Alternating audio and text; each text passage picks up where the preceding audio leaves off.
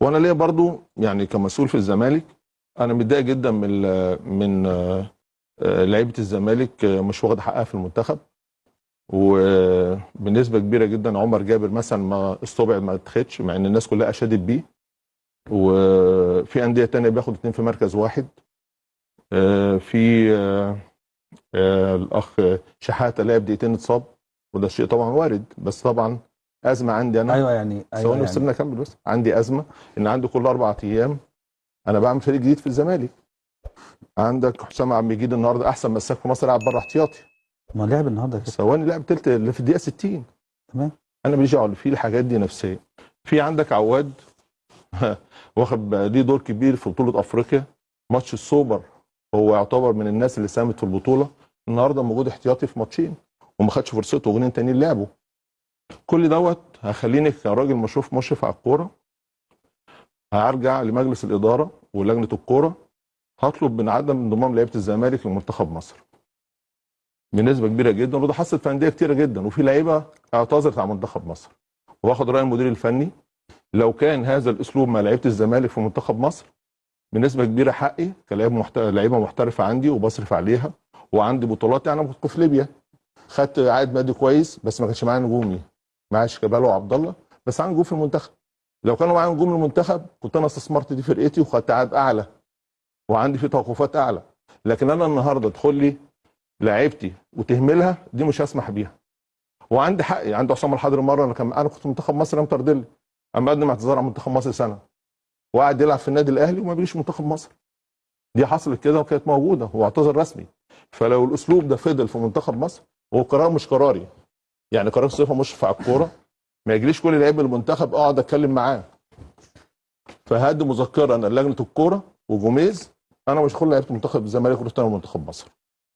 لان اللي انا شايفه في الطريقه اللي اتعامل فيها منتخب حسام عبد المجيد النهارده دور كبير جدا وقعد احتياطي، مع احترامي للناس اللي في الملعب وتقديري اليوم كلهم. وحارس المرمى بتاعي قاعد احتياطي، وكان المفروض ان هو من احسن الحراس، ويعتبر ماشي راس براس مع احسن حارس في مصر. لكن النهارده ولا بيلعب الماتش الاولاني ولا بيلعب الماتش الثاني، واثنين تانيين بيتواجدوا. فالموضوع لو هيفضل بكده، هقدم اقتراح للجنه الكوره في نادي الزمالك، واقدم اقتراح للمدير الفني.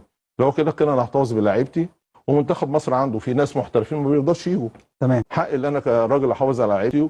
والمشاكل الفنيه اللي انا بشوفها منهم، محمد شحاته النهارده خسروا 7 اسابيع ولا 8 اسابيع، وانا راجل النهارده محمد شحاته من اللعيبه الاساسيه بالنسبه لي. خلصت يا كابتن؟ خلصت. طيب، هو حضرتك كنت تقدر تقول كده ايام كابتن حسن شحاته؟ حصل. طيب، كابتن حسن شحاته كان تشكيلته الاساسيه 7 8 لعيبه من النادي الاهلي. انا ما بتكلمش قالوا زي انت عمال تقول اهلي وزمالك ليه؟ ما هو انت، انا بتكلم على لعيبه الزمالك. لا انت لا، بتقول بتكلم على اللعيبه ما لعبتش. انا ضامن 6.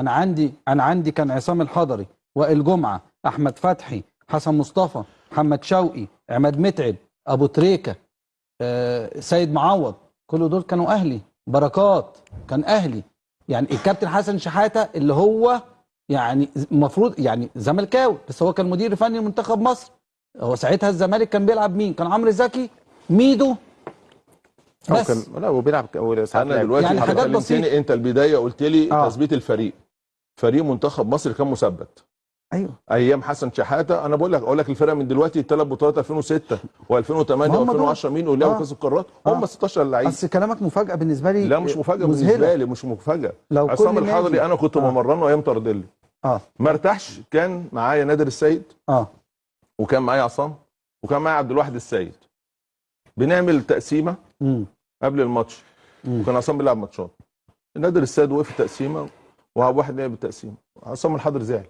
تمام. خرج قال لك انا معتذر عن منتخب مصر، معتذر عن منتخب مصر.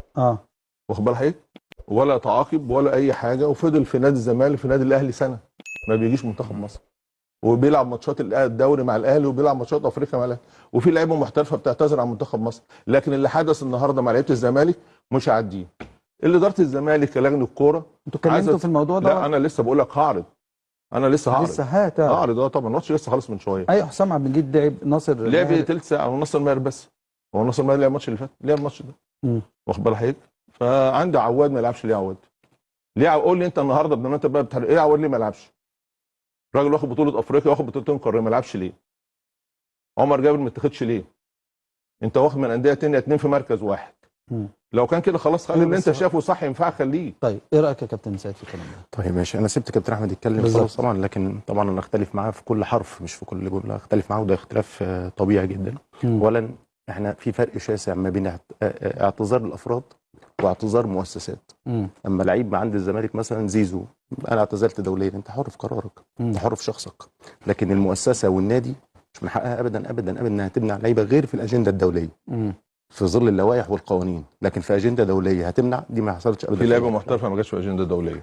بس بص انت من اول يوم كاداره فريق ما تمش اختيارها، انت في اول يوم كاداره فريق في لعيبه دوليين ما جوش. انا عشان اكمل الفكره بس، عشان اكمل الفكره سيبني بس اكمل. طيب انا سايبك والله، انا سايبك. ففي فرق شاسع ما بين اعتذار المؤسسات واعتذار الافراد. عصام الحضر لما يعتذر ان هو مش هيجي المنتخب، زي عبد الله السعيد معتذر دوليا، تمام؟ ركز معايا مهيب الله يخليك. معاك والله معاك. ان عبد الله السعيد مثلا اعتزل دوليا، هو حر، هو شخصه. الاثنين من حته واحده. يعني لو حضرتك بتقصد الشناوي انا ما بتكلمش على ان انت، انا بتكلم على لعيبتنا. هم الاثنين اللي في مركز واحد. انا بتكلم على لعيبتنا. لا حضرتك قلت اثنين في مركز في مركز واحد. هو الشناوي ومصطفى شوبير. عمر كمال واسمه ايه ده، مين تاني؟ احمد توفيق، اللي مش كانوا الاثنين كانوا موجودين؟ لا اكرم توفيق ما كانش موجود.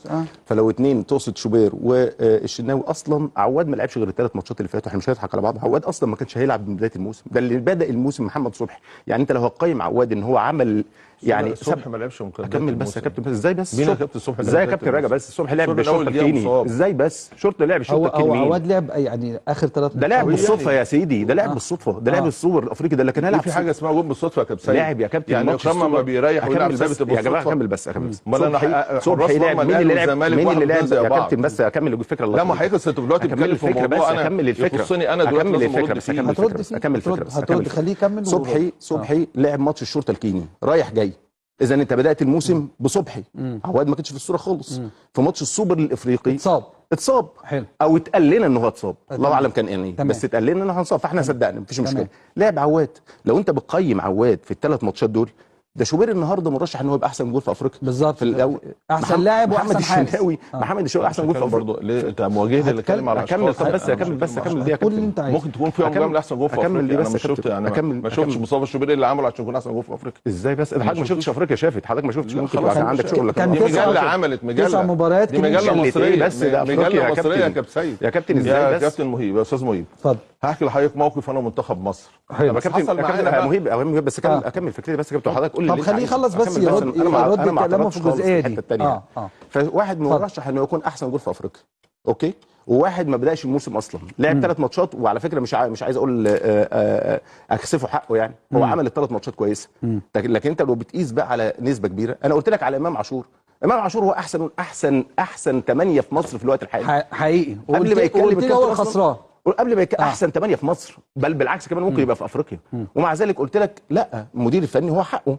اوكي، يعني كابتن حسن شحاته لما اختار سوري عصام الحضري ان هو يلعب، وكانت على رغبه الاهلي خالص، محدش اتكلم معاه خالص، على غير رغبه الاهلي خالص. أيوه. اوكي، الحاجه الثانيه مثلا لو احنا المساحه اللي بيننا تسمح، طبعا انا اشوف ان حضرتك هتعرض ده على مجلس اداره، يعني انت بتعرض حاجه في الاعلام قبل ما تعرضها على مجلس اداره. طب مجلس الاداره بكره قال لك لا، انت دي طريقتك بتاعتك زعلانه مني، انا اعرضها بالطريقه اللي انا شايفها. ايوه ماشي، انت الموضوع لازم يوصل للاعلام، الموضوع وصل للاعلام، الاعلام جزء من صوت القرارات. لو حضرتك هتاخد ولازم اوضح الكلام. افرض مجلس الاداره قال انا مش موافق، افرض نادي الكوره قالت له مش موافق، خلاص ده يبقى حاجه فرديه. خلاص انا بقول رايي، حاجه فرديه، انا بقول رايي، حاجه فرديه. تمام. الحاجه الاخيره بس اللي عايز اتكلم فيها، حاجه اللي اتكلم فيها، احنا في